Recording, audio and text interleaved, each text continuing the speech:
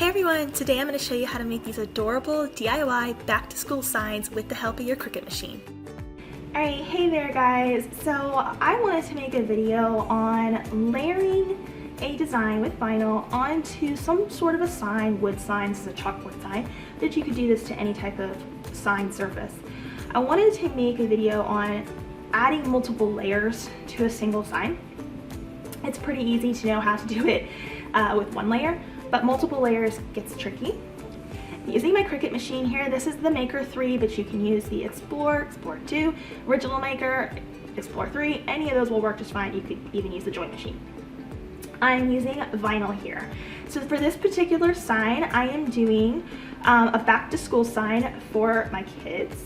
And I have all of these files available for free on my blog, so if you would like them, they have all grades available for boys and girls, and you can get them for free on the blog. So I hope you will enjoy them and you'll make the sign. The link for that is below this video. I am going to be using permanent vinyl for all of the like sign pieces itself. Now for the name, I'll probably use permanent vinyl for that as well, but for the details like how tall they are, what school they go to, what grade they're in, those kind of things, I use removable vinyl. That way every year I can just change out those details without remaking the sign. Vinyl, of course, is what you'll need. Transfer tape, Cricut scraper tool, and a weeding tool. And then you'll need your cutting mat. I'm just using the standard green cutting mat here. And then of course the files, which like I said, you can get for free below this video. So make sure you check those out. All right, so let's jump over to Design Space. I'm gonna show you how I would set up something like this to get your details onto the sign easier. And then we're gonna start layering it. Alright, so this is the Design Space setup, and this technique can apply to really any sign. So just keep these techniques in mind if you're doing a different sign or you're rearranging these pieces. It can still be applied in concept and it will help you successfully make any sign. So this is an example of one of the signs that you can get as an SVG file. I have lots of different styles and grades. So this is an SVG file that comes with the K through 12th grade files, and I have ones for boys and girls, and I have all of the grades, but of course you could type out your own here in Design Space as well. I have uploaded this via the upload button with my SVG file off of my computer. Now I do put black boxes behind them just so when you bring them in you can clearly see all the details, but the black box is meant to be deleted, and if you bring it in it'll probably show this little exclamation point over here, and that's just saying that it can't cut out a 15 by 15 inch square because your machine only cuts 11.5 inches wide. So you'll want to delete that, but I like to put the black box behind it just so people can clearly see those details when they first bring it in. So what you want to first do is ungroup the file. And this pretty much goes for any type of design that you would bring into Design Space, and I'm just going to delete that. So what you would want to do here is you're going to want to attach any pieces that could get cut out together, so that Design Space, when you go to your cut screen, doesn't like scramble the letters and then make it harder for you to layer the design. You will see that even though a lot of the letters are still kind of together, like the I'm blank inches tall or when I grow up I want to be, you can see it's not relative to the other words on the sign. So it's still very helpful to use that attach tool. So here's what I would do. I would click on the top one, I'd hold my shift key on my keyboard and then click on the next white piece, and then hold my shift key and click on each of the white pieces until I have selected all of the white.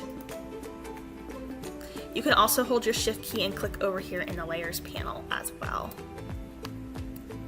Alright, so once I've selected all of the white, then I'll go ahead and hit that attach button in the bottom of the layers panel. And it's telling me that now this is too big, and that's too big for my sign. I didn't resize this yet, so it's telling me that it can't cut 15 inches wide like we already said. So I'm going to select the entire thing and scale it relative to my size. So my sign needs to be about 11.5 inches wide is what works for my side, so I'm going to scale this down to like 11, just under 11.5. So now we're good to go on that, and if we go to the cut screen now,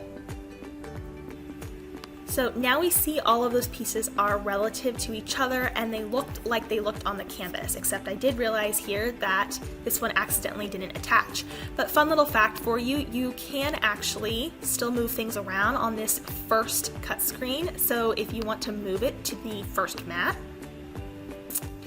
I could drag it right here. And then we could proceed with our cut without going back. Just because that was such a simple fix, I didn't really need to go back, but I could go back and attach it if I wanted to. That was just I just missed it when I was hitting all those white items. So that is how I would set up a file like this. Now, what if your sign is bigger? If my sign was bigger, I would go ahead and let's detach the white now. Detach that, so taking it back to its original state. And let's say I'm making a 15-inch sign like it originally was. Let's scale this up. We'll even do like 16 inches there. All right, so let's say I'm making a larger sign and I still want the help of that attach tool so that I'm not trying to piece all this together by eyeballing everything. I would still select the top white letters. So I selected the top portion of white letters, and look at the measurements here. We have 16.1 by 9.1. So our machine can cut 9.1 inches wide, and we can use a 12 by 24 inch mat so that it will rotate to cut at 16 inches long, and then we'll just place that onto our sign. So I would use the attach tool at this point. And then I would do the same thing down here. I would select the bottom white items. So now we would use a 12 by 24 inch mat to make this larger sign work. All it did was rotate this, and this little piece right here didn't get attached, so I would need to go back and fix that. But all it did was rotate this and then rotate the bottom part so that it's getting cut out long ways.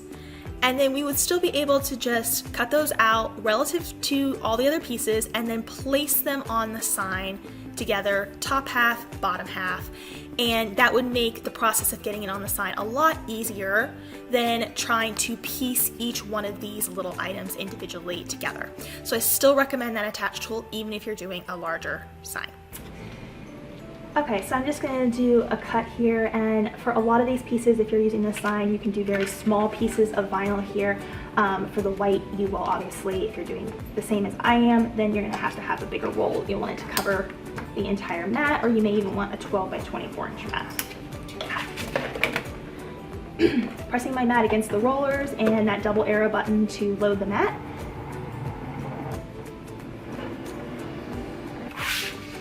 A little hack that I like to use sometimes, especially when I'm weeding something that's larger like this particular one, is actually weeding with your mat still intact, so keeping the item on the mat can be really, really beneficial. It's kind of like having an extra set of hands to keep it from sliding so much. As you're going here, just make sure you're going nice and slow and that your letters are staying down, the ones that should stay down, and you're not picking up anything that shouldn't be getting picked up. There we go. So what I want to do first is any of these pieces that go together, I want to layer those together and get them onto a piece of transfer tape first, and then that way I can place like the whole apple at once, the whole globe, the whole stack of books at once, and I'm not placing each little layer separately. Okay, so let's start with the apple here. Here's the 3 pieces to the apple. I'm going to move these off to the side. And I'm just going to grab a piece of transfer tape here using my scissors. Alright, so first I'm just going to pick up that stem piece. It'll probably come up pretty easily since it's so tiny. I just kind of pressed with my finger and lifted it up. And then I'm going to come over here and I'm going to place that right in the center and push it down. For something like this, it's pretty easy to get that aligned just fine because it's such a small, simple little piece that we're adding. Press it onto that liner and roll the transfer tape back. And then I'm going to grab, I cut all the little leaves, but technically we could just do one if we wanted to. I'm going to grab probably just the one and place it right like that.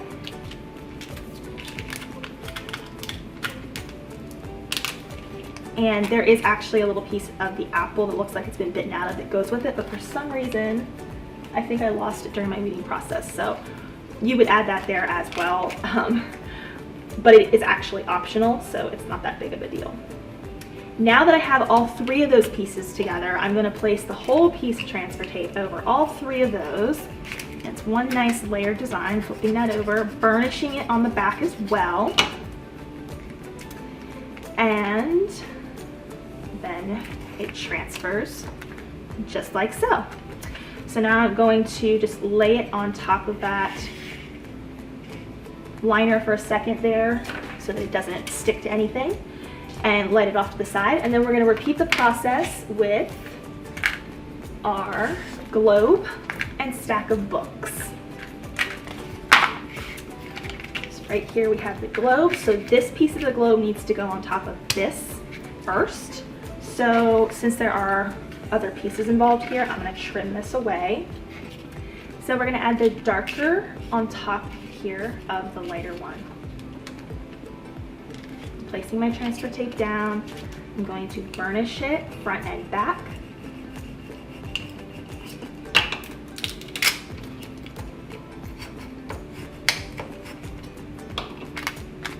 I'm going to peel the liner. Something's not sticking. See how it's not sticking? Crease, press, and roll it away. Okay. Also use your weeding tool if anything is still catching, like mine is right there. There we go. Now I can see here in my design there's a little notch and a little notch, so I'll be lining that up. Another trick when you're doing this is to use parchment paper, so let me show you that. So we can see there's a notch right there in this globe design and a notch there we can line up. Now, I know people struggle with getting alignment, so I like to use parchment paper because you can see through, and what you do is you cover just, I'd say, 3/4 of the design, or a little bit more if you can. You take your top layer and you place it over. Because it's parchment paper, it won't easily stick. And then what you can do is you can use that parchment paper to shift until you get that perfect alignment. So there's my alignment. Now I'm going to press it to my table or the exposed side of my liner, and I'm going to pull that parchment paper out, and now we smooth that on. And that can really help with your alignment. Okay, so I have the globe, and now I just need to add this additional piece here, which is like the stand of the globe. Now our globe is good to go. It's transferred all 3 layers, so I'm just going to let it sit gently on top of that liner to keep it from sticking. Set it off to the side. And I need to do the books as the last multi-layer piece. So now that all the little pieces are layered, I'm now going to transfer all of our white letters, which is the main portion of our sign here, onto a large piece of transfer tape. I'm able to do this in one piece, so that really will help me get it onto the sign nice and straight, but if you're using a large sign, may need to do this in 2 pieces. Ball right down on top, give it a nice press, and then we need to burnish the design. So rubbing that transfer tape on.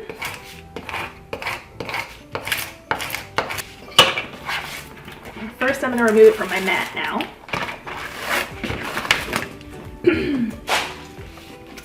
And now I'm going to burnish the back as well. Alright, once it's been burnished, I'm going to lift the liner away from the transfer tape. If anything is not sticking, give it a crease with your thumb and then roll it away. Now, I would love to say I had some super amazing trick as far as how to get this on straight. I would advise you, if you're not good at eyeballing things, to make little marks on your sign as far as You've measured your design, you've measured your sign. So if you know that there needs to be a 1/2 inch at the top and a 1/2 inch at the bottom, then you may want to just mark that with like a little piece of vinyl or tape or something, just so you have a reference point of where the design should start and stop. I don't personally feel I need to do that most of the time. I just sort of hover it until I stick, and then I'm good to go. But you can do that if you feel that you need further help on that.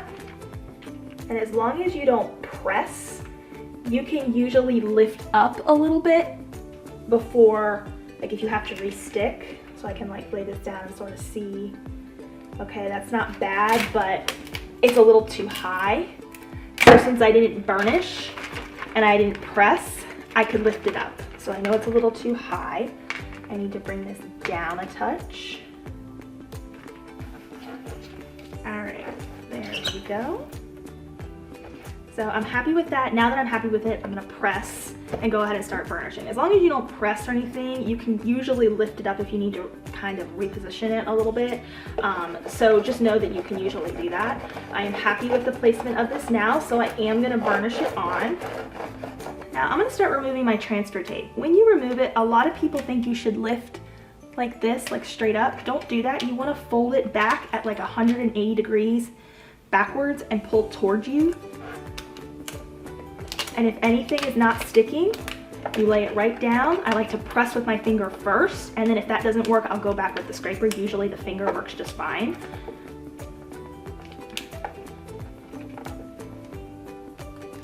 You can even peel it off in sections. See, it starts to kind of tear. That's totally fine.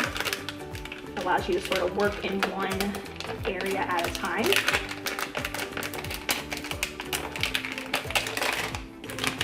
All right, so there is the most essential part on our sign. Now is where we could add on those layers that we did here with our globe and our apple, the little banner piece and all of that. I also realized the little banner piece here that was white, it didn't get attached when I was in Design Space, so I had to cut that out separately. So I'm just gonna add that on really quickly here. All right, so I'm gonna start with the globe first. I already transferred that and we layered it. So now I'm just gonna find its home.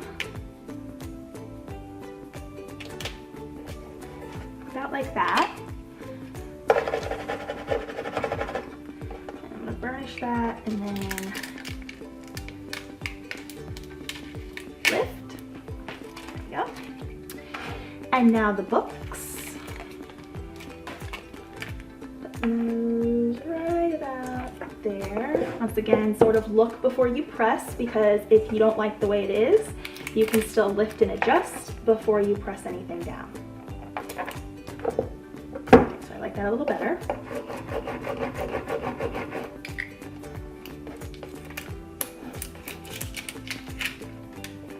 There we go. Now for my apple.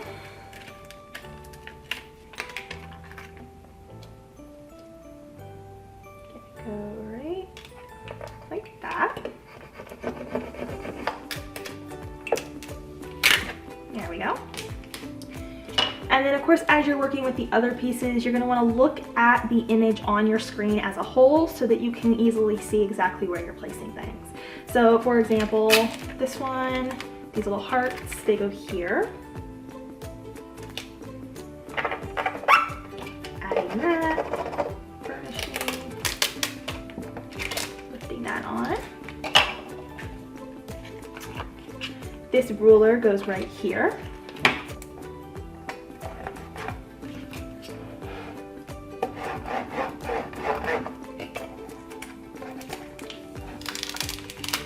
There we go.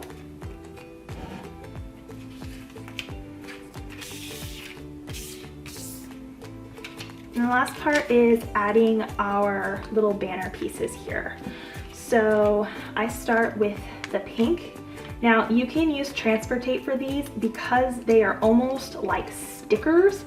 I am not worried about it. I am actually just gonna place because I could easily stick them like a sticker.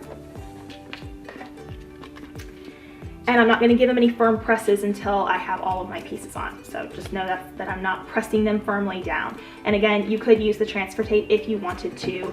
I'm not concerned about it because it's so easy to lift off, just like a sticker. There's not any intricate, detailed pieces to it like there would be with like the books or things like that. So our sign is complete now. All that's left to do is to fill in the details and to take a photograph. So here's 2 different ways. There's actually 3 ways you can do it, but there's 2 ways that I would recommend it would be most easiest. For this part here, you could remove this and change the grade out each year if you plan to reuse this sign. So I use removable vinyl for this part. And then for the details, you could type those out and place them on with removable vinyl as well and change them out year to year, or you could just use like a chalk pen or a piece of chalk in general to write the details on. If you don't feel like doing either one of those, you could always have your child hold this for a picture, and then you could take the photograph once it's complete, and you could actually use something like Canva or PicMonkey and pick a pretty font out, type out the details, and place the details in these open spaces on the photograph and do a mock-up version. So there's a few different ways you can go about doing this. I think it's a great thing to use year after year. It's a great way to start the school year with something extra special. I hope you guys enjoyed this tutorial. If you have any questions, let me know. I'll be happy to help you. I'll see you guys in the next video. Bye for now.